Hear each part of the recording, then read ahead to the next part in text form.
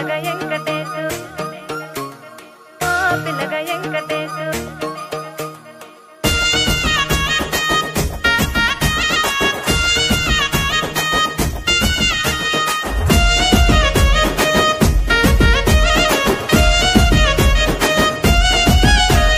సిద్ధిరాల మనసు నాది చిన్నగా పోతుంటావో చూడక పోతుంటావో ఇంట్లో చిన్నదాన్ని నేను సిద్ధిరాల